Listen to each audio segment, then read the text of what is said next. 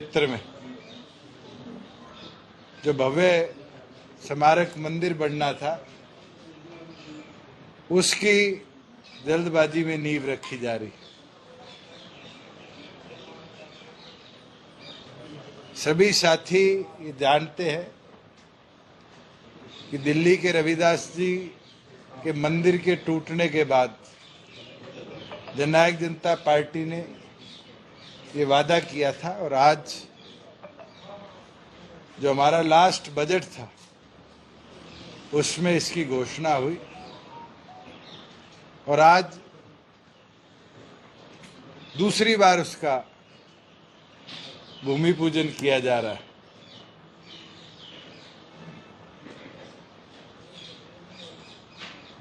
संगठन की जहां बात है, रैली के अंदर तो आप सब ने हर व्यू पॉइंट पर बात सुनी थी। मैं दो तीन चीजें जरूर कहना चाहूंगा कि कल सभी जिला अध्यक्ष, सभी सेलों के अध्यक्षों से हमने चर्चा करी और आज अम्बाड़ा और कुरुक्षेत्र लोकसभा के साथियों के साथ भी चर्चा करी और अगले 4 दिन में बची 8 लोकसभा को भी हम कवर करेंगे और आगे लोकसभा के अंदर पूरी तैयारी के साथ जैसे डॉक्टर अजय सिंह चौटाला आदेश देंगे पार्टी उतरने का काम करें। और मुझे खुशी है कि हर वर्कर के चेहरे पे वही जोश, वही रौनक है जो पार्टी फॉर्मेशन पे थी, विधानसभा चुनाव में थी या उसके बाद। और इनके सहयोग से पहले से भी ज्यादा ताकत के साथ लोकसभा भी, विधानसभा भी जननायक जनता पार्टी लड़ने का काम करेगी। और मैं नई सरकार से ये आग्रह करता हूं कि एक विषय बड़ा महत्वपूर्ण है आज के दिन में। जो पिछले दिनों ओलावृष्टि हुई थी उसकी हमने गिरदावरी की एक्सटेंशन करी थी 15 तारीख। आज शाम को गिरदावरी की रिपोर्ट सारे जिलों से आ जाएगी। मेरा नए मुख्यमंत्री से ये आग्रह है, क्योंकि महकमे तो अभी तक किसी को दिए नहीं, तो सारे उन्हीं के पास है, कि इमीडिएटली जैसे हम करते थे गिरदावरी रिपोर्ट के अनुसार इमीडिएटली कोड ऑफ कंडक्ट से पहले जितने हमारे फार्मर्स को क्षति हुई थी, क्षतिपूर्ति पोर्टल पर उनने रिपोर्टिंग करी थी, उनको मुआवजा अगले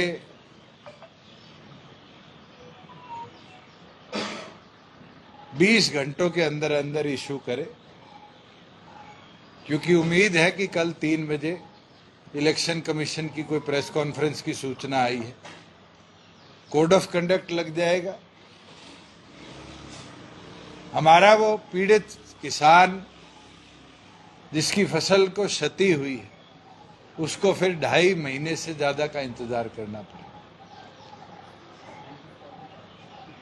मैं आज ये आग्रह करता हूं सरकार से कि वो तुरंत प्रभाव से जहां जहां ओलावृष्टि के और बारिश के करके फसल को नुकसान हुआ था, उन सभी फार्मर्स को कॉम्पनसेशन मुहैया कराने का काम करें।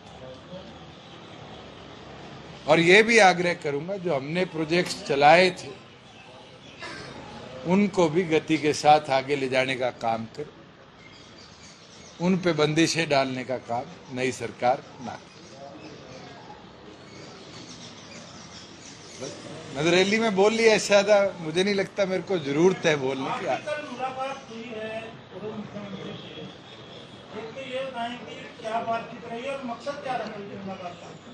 मेरा बड़ा अच्छा अनुभव 4.5 साल का रहा है। हमने कोई इशू हो तो प्रदेश के हित के लिए फैसले लिए, कभी हमारी लड़ाई नहीं हुई। और आज वो भी उस पद पे नहीं है, मैं भी उस पद पे नहीं हूं। उम्र में भी वो मेरे से दुगने हैं, मैं 35 का हूं, वो 70 के हैं। और मेरे घर वालों ने इतने तो शिष्टाचार सिखाए हैं जब आपसी लड़ाई झगड़े ना हो तो अच्छे तरीके से जरूर धन्यवाद करना चाहिए, और मैं उनका धन्यवाद ही करके आया हूं कि उनने 4.5 साल के अंदर बड़े अच्छे तरीके से इस अलायंस को चलाया था, और बड़े अच्छे तरीके से इस अलायंस ने प्रदेश कैसे आगे बढ़े उसके अंदर बहुत निर्णय लिए।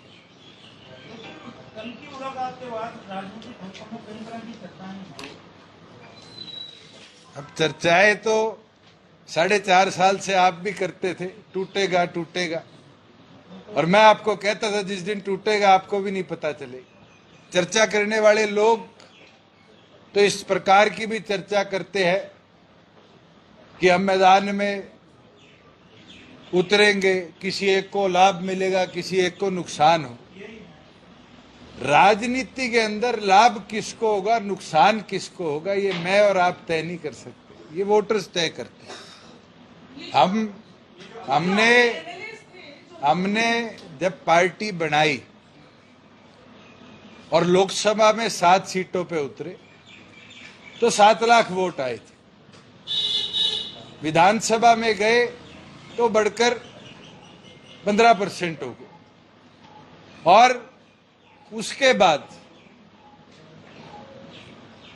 हम अलग अलग चुनावों में उतरे, मिलकर उतरे, अलग निष्कर्ष आए। पर मुझे खुशी है 2 लोकसभा के साथियों से मैंने चर्चा करी है। हम इस लोकसभा चुनाव को भी आगामी विधानसभा को मद्देनजर लड़ते हुए ही चुनाव को लड़ेंगे। अगर हमें हर सीट पे फोकस लड़ना पड़ेगा तो हर सीट पे फोकस लड़ेंगे। 9 विधानसभाओं से एक लोकसभा हरियाणा की कॉन्स्टिट्यूट होती है। हमारे जो 90 भविष्य के उम्मीदवार हैं उनकी भूमिकाओं पर लोकसभा का चुनाव लड़ने का काम अभी चर्चा चल रही है। 2 लोकसभा क्षेत्र के साथियों से चर्चा हुई है।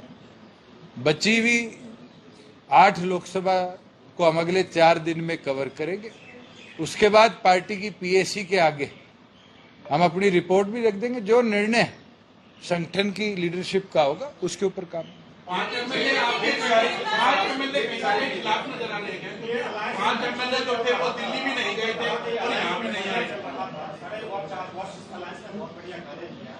क्या कंपेलिंग सर्कमस्टांसेस रहे कि रात-रात को अलायंस तोड़ना पड़ा? एक दूसरा, जो 25 अक्टूबर आए थे, 25 अक्टूबर 2019 को जब दिल्ली में अलायंस स्टिच किया गया था, ऐसा क्या हुआ कि 11 तारीख को अभी जो है फरवरी की सोमवार इसका विवरण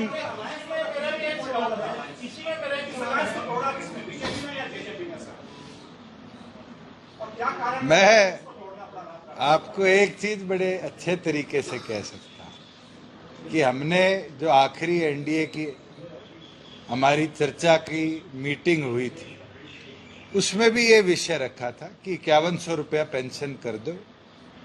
आपके 10 सिटिंग एमपी हैं, हम 10 के 10 सीटों पर आपका साथ देने को तैयार। हमारा एक इशू पूरे घोषणा पत्र का जो हम पूरा नहीं कर पाए वो हमारी मांग थी, उसको हमने रखा। उस इशू के ऊपर विचार के लिए समय मांगा गया और सुबह मैंने तो इस्तीफा नहीं दिया, क्योंकि सीएम रिजाइन करते हैं तो पूरी कैबिनेट रिजाइन हो जाती। मुख्यमंत्री जी ने रिजाइन किया, बीजेपी की बैठक हुई, सरकार वो पहले भी अकेले बना सकते थे, अब भी बनाई है। उस समय उनको हमारा सहयोग चाहिए था, उनने लिया। आज उनको लगा कि हम अपने दम पर बना सकते हैं, उन्हें बना ली। मेरे पास जो सुविधाएं थी विद इन आवर्स मैंने भी सारी रिटर्न कर दी। मैंने तो चीफ सेक्रेटरी को भी लिख के भेज दिया कि ऑल्टरनेटिव अकोमोडेशन मेरे को दे दी जाए।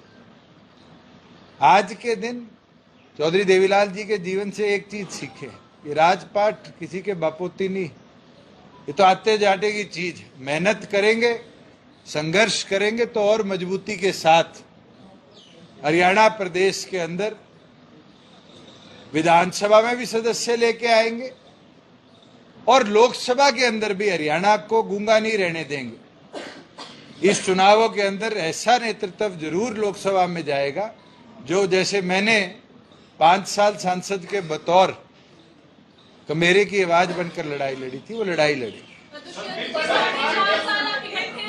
अब जब आप लोकसभा चुनाव में जाएंगे, क्या इन्हीं कामों के साथ जाएंगे या अपने अलग से बताएंगे कि हमने क्या किया है, हमारा क्या विजन है? आपने कहा 4 साल बड़े अच्छे रहे, मुझे लगता है अच्छे रहे हैं तो विजन तो बड़ा क्लियर था। हरियाणा को आधुनिक बनाया। मैं तो खुशी के साथ कहता हूं 20,000 किलोमीटर इतने छोटे प्रदेश में हम 4 साल में रोड नेटवर्क दुरुस्त कर पाए। 9,000 के टेंडर फ्लोटेड है। ये इसीलिए हो पाया, मेरा विजन अच्छा था। मतलब यही काम लेकर जाएंगे सर, जो आपने स्पीच जारी की थी, स्पीच जारी की थी आपने कि अनुपस्थित रहना, ये इस पे सवाल उठाए तो पहली बार है। पहली चीज तो मैं आपको बोलूं, क्योंकि पार्टी की बैठक थी, व्हिप 3 तरह का जारी हो सकता है, यस में वोट करे, नो में वोट करे, एब्सटेन करे। जब पार्टी को सूचना मिली उससे पहले सेशन की हमने पार्टी रैली तय कर रखी थी हिसार लोकसभा, तो हमने सबको कहा एब्सटेन करें। दूसरी चीज है, हमारे 10 के 10 मेंबर्स ने एब्सटेन किया। 5 लोग जो यहां मौजूद थे उनको जो कार्रवाई संगठनिक तौर पे होनी है वो सरदार निशांत सिंह जी करेंगे। विधानसभा के तौर पर, लीडर के तौर पर अगर वो व्हिप का उल्लंघन करते तो मेरी जिम्मेवारी थी, मैं जाकर उनकी सदस्यता के ऊपर एक्शन लेता। तो विधानसभा लेवल पे कोई कार्रवाई नहीं, पार्टी लेवल पे कार्रवाई हो सकती है, विधानसभा लेवल पे नहीं होगी। एमएलए मेंबर के तौर पे आपको लगता है उल्लंघन हुआ है? वोट से एब्सटेन करने के आदेश थे, वो एब्सटेन हुए। पार्टी ने जो कार्रवाई करनी है, और मैं तो देखो सच्ची खरी बात बोल दूं, जो हमारे विचार के थे और जो हमारे साथ लंबे समय तक रहे वो आज भी खड़े। और आपने शायद मेरा इशारा विधानसभा सेशन के दौरान नहीं समझा। मैंने एक बात कही थी, मैं कहा मौसम आ गया, कहीं आएंगे कहीं जाएंगे, और ये चीज पूरे देश में आज के दिन हो। मैं क्यों अभी बजाऊं? आज भी सेशन होगा तो मेरे पास व्हिप की ताकत है, पार्टी के आदेश अनुसार ही कार्रवाई होगी। ऑर्गेनाइजेशन लेवल पर क्या एक्शन लिया जा रहा है? देखो, निशांत सिंह जी आपको इसके बारे में बेटर ब्रीफ कर पाएंगे क्योंकि स्टेट प्रेसिडेंट वो है। एक सेकंड, दूसरी चीज है, आज के दिन प्रदेश के अंदर या देश के अंदर विधायक संगठन से बनते हैं, संगठन विधायकों से नहीं बनता। और ये दौर हमारे परिवार ने 4 पीढ़ियों तक देखा है। यही पड़ोस वाला एमएलए हॉस्टल था, गयालाल जी पाइप से उतरे थे और भजनलाल जी के साथ सरकार में और विधायकों को लेके चले गए थे। हमने तो 4.5 साल मजबूती से प्रदेश के हित में काम किया, सरकार चलाई। अब कोई अपनी भावना, अपनी इच्छा से कोई राजनीतिक फैसला लेगा, मुझे नहीं लगता हम उसको रोक भी पाएंगे। मगर में भी कहा दीपेंद्र सिंह हुड्डा ने, दीपेंद्र सिंह हुड्डा बाहर भी कह रहे हैं, जहां भी संबोधन उनका हो रहा है कि ये तो फिक्सिंग मैच हुआ है, वोट काटने के लिए अलग अलग हो गए और उनकी जिस तरीके से अलग अलग हुआ। चलो, क्या रिएक्शन है उनकी इस बयान? हुड्डा साहब से ये बयान दिलवा दो कि मैं उनकी मदद कर दूं। क्या हुड्डा साहब कहेंगे मेरी मदद कर? आरोप लगा रहे हैं। आरोप लगाना बहुत आसान है। आज के दिन पॉलिटिकल पार्टी इसलिए बनती है कि जनता की आवाज को उठाए, जनता की आवाज के ऊपर काम कर पाए। जननायक जनता पार्टी कोई बीजेपी या कांग्रेस या एनएलडी या लोजपा या बसपा या किसी और पार्टी के लिए नहीं बनी। भूपेंद्र हुड्डा तो इसलिए सोचते हैं कि मैं रोहतक कैंडिडेट ना उतारूं, दीपेंद्र चुनाव जीत जाए। मुझे नहीं लगता हमारा एक कार्यकर्ता भी चाहेगा। मैं तो कल का देख रहा हूं घटनाक्रम, छोटे छोटे पार्टियों के नेता भी क्या बोल देते हैं कि ये प्लानिंग से अलग हुए। हमारा कोई मर्जर विले तो नहीं था बीजेपी में, अलायंस था, कॉमन मिनिमम प्रोग्राम पे था। आज भी उसका एक कहीं भी बात हम पूरी होती प्रदेश में देख रहे हैं। और मैंने तो अंतिम बैठक में भी ये कहा कि 5100 बुढ़ापा पेंशन कर दो। कितना पैसा लग जाता? 350-400 करोड़। क्या हरियाणा के बुजुर्गों के सम्मान के लिए मैं ये लड़ाई भी ना लड़ूं? उनने अपना सोच के निर्णय लिया, हम अपना सोच के निर्णय लेंगे। मुझे नहीं लगता कि मेरे पे कोई बंदिश है कि मैं कांग्रेस के उम्मीदवारों के आगे उम्मीदवार ना उतारूं या बीजेपी के उम्मीदवारों के आगे उम्मीदवार ना उतारूं। जेपी नड्डा और अमित शाह जी से बात हुई, नहीं, उनने मेरे को अंतिम बैठक के बाद भी 5100 वाले इशू पर विचार कर रिवर्ट बैक करना था। और सुबह मनोहर लाल जी ने बैठक बुला ली, इस्तीफा दे दिया, तो ये क्लियर ही हो गया नई गवर्नमेंट के फॉर्मेशन का पार्ट जननायक जनता नहीं बनेगी। ये हमने बड़े क्लियरली बोल दिया। आपकी नॉलेज में था या आपको भी अचानक से ही पता चला ये सब? घटनाक्रम तो 1 साल से पता था। ये तो 1 साल अलग अलग इश्यूज पे आप लोगों तक तो हमने टसल नहीं आने दी, क्योंकि हरियाणा के हित में काम, ये हमारी प्राथमिकता। दुष्यंत जी, आप गठबंधन में रहे, आपने 2019 में अलग चुनाव लड़ा, बीजेपी के खिलाफ वोट मांगे थे। अब आप गठबंधन से अलग हो गए, फिर चुनावों में जाएंगे, फिर बीजेपी के खिलाफ वोट मांगेंगे। जनता को कैसे? मैं अभी पवन को ये बात बोल के हटाओ, बाप को बोल देता हूं कि क्या मैं कांग्रेस के पक्ष में वोट मांगू? क्या मैं आईएनएलडी के, बसपा के, हलोपा के, इनके पक्ष में वोट मांगू? हम अपने कैडर के दम पर अपनी पार्टी के नाम पर वोट मांगेंगे। मैं बीजेपी के साथ रहा हूं तो चीजें मनवाई है। जो चीज हमने जनता के लिए घोषणा करी थी, आज 3000 रुपया बेरोजगारी भत्ता मिलता है, तो हमने कहा था आज के दिन महिलाओं को 50% हिस्सेदारी पंचायतों में, 33% डिपो में, 8% बीसी को। ये घोषणाएं हमारे घोषणा पत्र का हिस्सा थी जो हम पूरी कर पाए। और जो भी पॉलिटिकल पार्टी अलायंस करती है उसकी प्राथमिकता होती है कि उसका जो विजन था, जिसके साथ लोगों ने उनको चुन के भेजा, वो पूरी कराई जाए। वो हम करवा पाए। स्टेट के अंदर रास्ता चलो अलग हो गया, ऊपर आप एनडीए में अलायंस थे, अब आप कह रहे कांग्रेस के साथ अब नहीं जाएंगे, तो रास्ता क्या है? अभी आप एनडीए की विचारधारा को सपोर्ट करते हैं? आप मेरे पुराने अलाय पार्टनर आज कांग्रेस के साथ चले गए। आम आदमी पार्टी कुरुक्षेत्र से चुनाव लड़ रही है, दिल्ली में साथ लड़ रहे हैं। उनसे तो पूछो पंजाब में अलग क्यों लड़ रहे हैं? पॉलिटिकल डिसीजन जब ही ले पाएंगे ना जब हमारे मेंबर तो चुन के जाए ऊपर। हमारा तो लक्ष्य ये है कि पार्लियामेंट के अंदर हमारे मेंबर संख्या बल के साथ पहुंचे।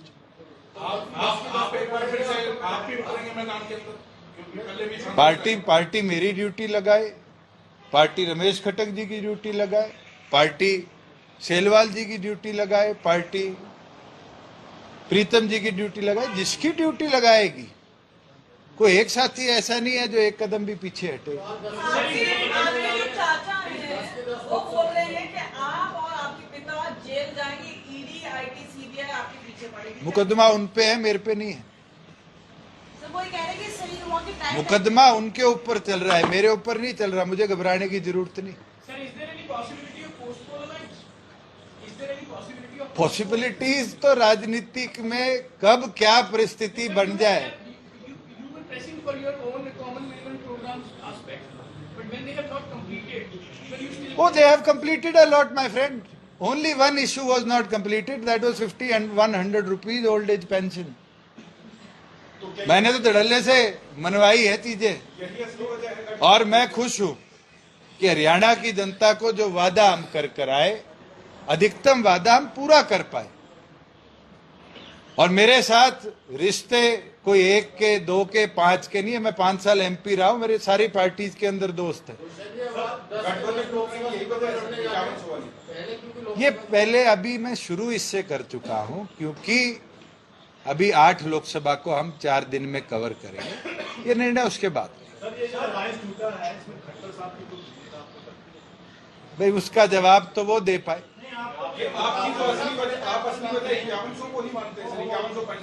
पॉलिटिकल डिसीजन होगा, ये पॉलिटिकल डिसीजन NDA के अंदर BJP का होगा कि उनने इनकम्बेंट चीफ मिनिस्टर को हटा दिया, तो मैं तो काउंसिल में मिनिस्टर था, साथ ही गया। नई गवर्नमेंट की फॉर्मेशन में हम क्लियर कर चुके थे, we will not be a part. आज के दिन मुझे कोई लालच नहीं है 1 कोठी 2 गाड़ी की, 1 दफ्तर की।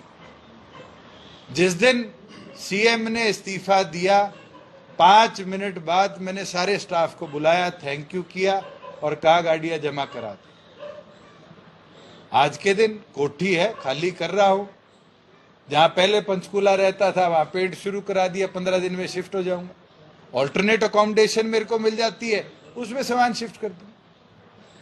ये तो सरकार की दी चीजें सरकार के साथ जाती है, और इनके लिए रोने की आदत मुझे नहीं लगता चौधरी देवीलाल जी में थी या उनके बाद हमारे तक किसी में है।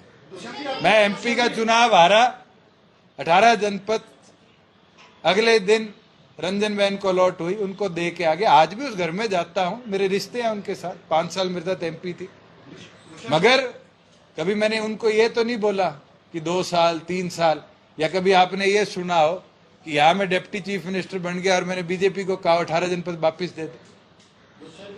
आपको लगता है उस पर पूर्व CM खड़े हुए हैं, उनका नाम अनाउंस हो गया, आपने 2 सीटें कहा है कि 2 सीटों का भी लिए गए लोकसभा में, करनाल सीट को लेकर जज्बा का स्टेट क्या होगा? आपको मैंने कहा कि अभी अंबाला और कुरुक्षेत्र के कार्यकर्ताओं से हमने चर्चा करी, 8 लोकसभाओं के कार्यकर्ताओं से हम चर्चा करेंगे। चर्चा कर कौन कौन साथी हमें सूटेबल लगते हैं चुनाव लड़ने के लिए, उनको जिम्मेदारियां दे देंगे। जो कार्यकर्ताओं के विचार है वो विचारों को डॉक्टर साहब के और PAC के आगे हम ले जाएंगे। जो राष्ट्रीय अध्यक्ष फिर निर्णय करेंगे, सब पे लड़ने का, किसी पे नहीं लड़ने का, या फोकस सीट्स लड़ने का, फिर वो तो उसके बाद की बात है।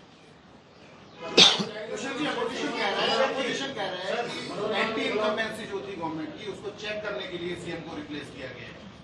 तब तो मैं भी ऑपोजिशन में हूं, नए चीफ मिनिस्टर है, शुभकामनाएं। अब मैं भी चेक किया करूंगा।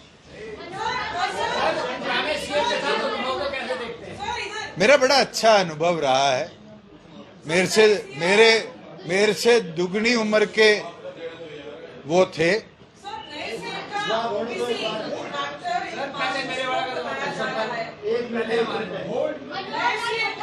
आप दोनों लड़ लो, किसकी बात कर रहे हो?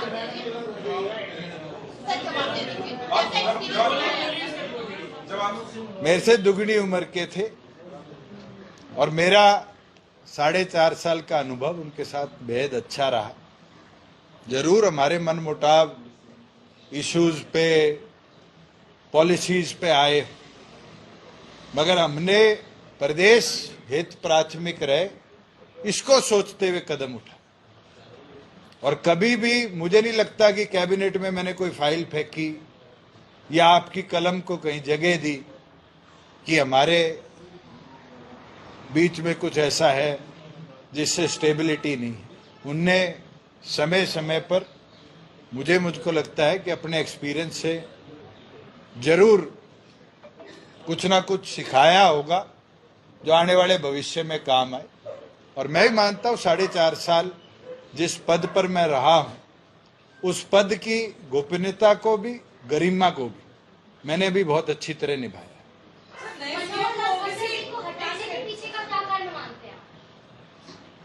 ये तो आप बीजेपी में पूछो। आप भी अलायंस का हिस्सा रहे, आपको क्या लगता है? आपको क्या लगता है? मेरे लगने ना लगने से उनके हटने का क्या मतलब? ये तो उनके संगठन का निर्णय होगा कि उनको रिप्लेस क्यों किया है। सर, नए CM का OBC कार्ड को एक नाम बताया जा रहा है। आप बड़ा लिमिटेड टाइम है।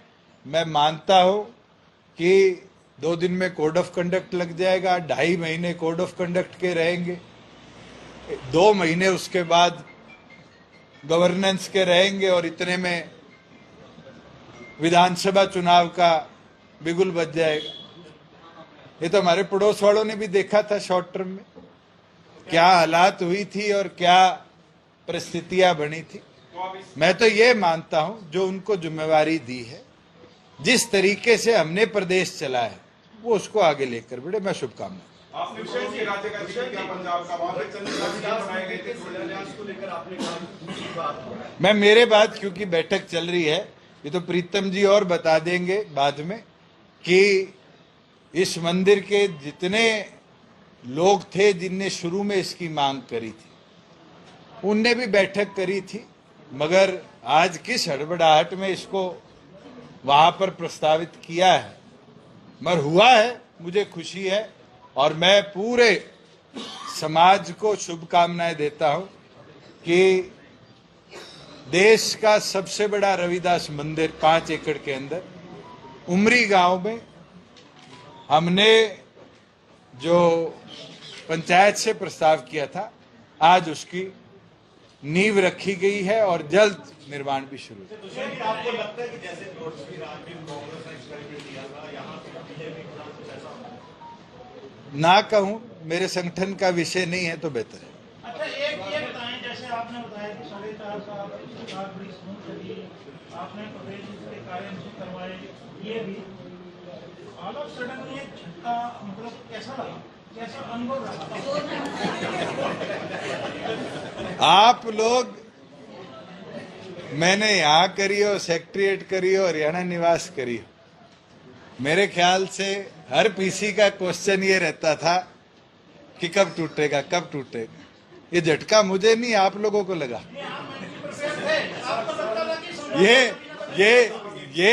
ये तो आप लोगों के लिए झटका था कि पता नहीं चला और सुबह सुबह इतना बड़ा बदलाव हो गया। मैं तो मानसिक तौर पर पहले दिन से तैयार था, और कब तक चलेगा और कितना चलेगा ये अलायंस। आप एक बार राकेश जी मेरी सुनिए, ये अलायंस के अंदर ना 1 स्टेट, 2 स्टेट, 5 स्टेट नहीं, पैन इंडिया है। पॉलिटिकल डिसीजंस होते हैं, पार्टी कौन सी पहले लेगी और किस परिस्थिति में लेगी, ये उस पर निर्भर करता है। यही पंजाब की असेंबली है, आम आदमी और कांग्रेस के विधायक किस गिरे हुए लेवल पर डिबेट्स कर रहे हैं, और वही हाथ मिला के दिल्ली हरियाणा नहीं लड़ रहे। हम शायद उस लेवल पे तो नहीं गिरे। हरियाणा में अभी भी राजनीतिक पृष्ठभूमि का एक लेवल है, और मुझे लगता है मैं 35 का हूं, मेरे जीवन काल में तो उसको गिरने नहीं दूं, या मैं तो उसको नहीं घेरूंगा। कोई और घेर दे वो उसकी किस्मत।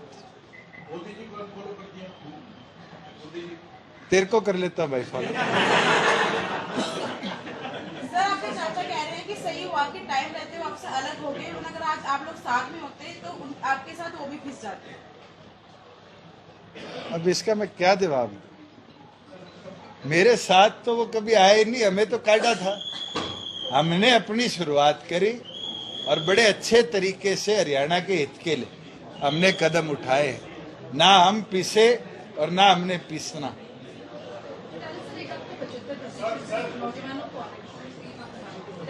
सुप्रीम कोर्ट ने ऑर्डर इशू कर दिया है, जुलाई महीने में कॉन्स्टिट्यूशनल बेंच उसकी रेगुलर हेयरिंग करेगा, और जैसे ही उसका निर्णय आएगा वो प्रदेश के युवाओं के लिए हम लागू करेंगे।